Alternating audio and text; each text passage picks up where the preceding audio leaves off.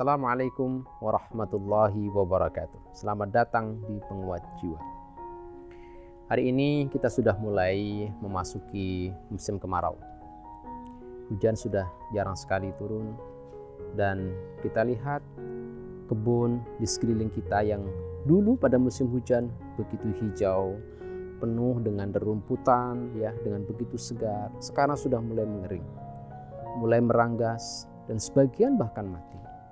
Tanaman-tanaman kita yang ada di kebun yang tidak sempat tersiram itu pun juga kemudian mulai mati, meranggas, mengering, rontok dan mati. Itulah gambaran betapa cepatnya kehidupan itu berubah. Allah menggambarkan dalam Al-Quran gambaran dunia kama in anzalna minas sama, seperti air yang turun dari langit. Fakhtalata bi nabatul ardi fasba shiman tadruhu riyah wa kana Allah ala kulli syai'in muqtadira.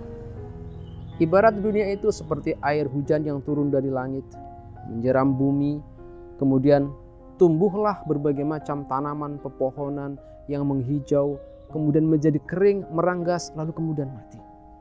Itulah cepatnya kehidupan dunia berubah. Misalnya kita lihat pakaian yang pagi hari masih bagus, masih harum, dipakai sehari atau setengah hari bahkan siang, sudah kemudian menjadi bercampur keringat, sore menjadi cucian. Cepat berlalu. Makanan, senikmat-nikmat makanan tidak akan lebih dari tenggorokan kita. Lepas tenggorokan, sudah tidak ada lagi rasanya, kemudian akan menjadi berubah menjadi yang lain. Itulah kehidupan. Air yang kita minum yang segar, begitu masuk ke dalam perut akan keluar menjadi air seni. Begitulah cepatnya kehidupan itu berubah. Tidak hanya cepat, bahkan dalam kehidupan ini juga sempit.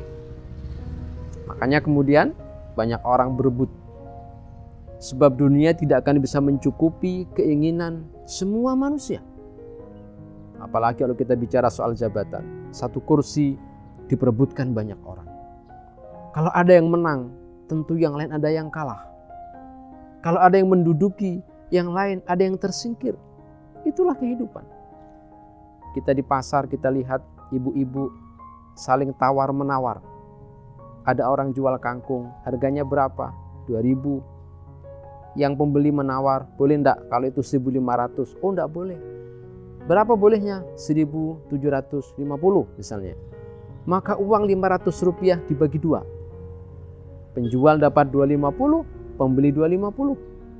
Karena sempit, maka orang tawar-menawar. Tidak hanya itu, karena sempit, orang akhirnya saling berkompetisi, saling mengejar, saling mendahului, saling ingin mendapatkan yang terbanyak di tengah yang sempit itu. Yang pertama cepat berubah, yang kedua sempit. Namun demikian, sempitnya hidup, cepat berubahnya hidup, ini ternyata seringkali menipu manusia. Sehingga banyak orang yang terlena untuk mengejar, memfokuskan energi, pikiran hari-harinya untuk mengejar dunia yang cepat berubah itu. Kadang-kadang pun tidak dapat.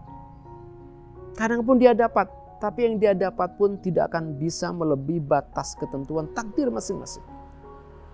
Sebab itu, kata Rasulullah, an-nasu niyam, manusia ini hakikatnya di dunia ini tidur. Kenapa tidur? Karena mereka melakukan sesuatu yang sesungguhnya tidak penting. Melakukan sesuatu yang seringkali dia ini tertipu. Barang yang tidak pokok dijadikan sebagai prioritas. Barang yang pokok justru dia tinggalkan. Itulah kehidupan. Kapan mereka akan sadar? Wa idza matu intabahu. Ketika mereka sudah mati, baru kemudian semua tersadar. Ternyata hidup itu bukan soal mengejar, mengumpulkan harta, tapi soal bagaimana bisa berkontribusi, memberi. Ternyata hidup bukan soal kita ini berpesta, tetapi soal kita menahan diri dengan berpuasa. Hidup ternyata bukan soal mendapatkan, tapi soal kemudian kita berkontribusi kepada orang lain. Hidup bukan soal berkuasa, tetapi bagaimana bisa melahirkan keadilan dan kemaslahatan untuk orang lain. Persoalannya kadang-kadang, kata Rasulullah, bahkan kesadaran ini datang terlambat. Kesadaran ini datang ketika orang sudah meninggal dunia. Tapi Allah dan Rasulnya ingatkan kepada kita semua untuk kita menyadari dari awal, sehingga kita bisa melihat, mendefinisikan dengan cara yang tepat bahwa dunia bukanlah tujuan akhir, bahwa dunia adalah tempat kita bercocok dan bertanam. Kapan buahnya kita peroleh? Besok kelak di akhirat.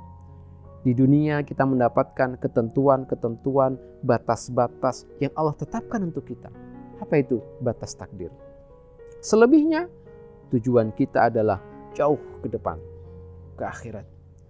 Karena itulah sukses yang hakiki. Sayang, banyak orang yang rabun. Dia hanya bisa melihat yang dekat, tapi gagal melihat yang jauh. Dia hanya mengejar yang ada di depan mata. Dia gagal melihat yang harus dia persiapkan esok hari. Rabun menjadi penyakit yang membahayakan bagi kita semua.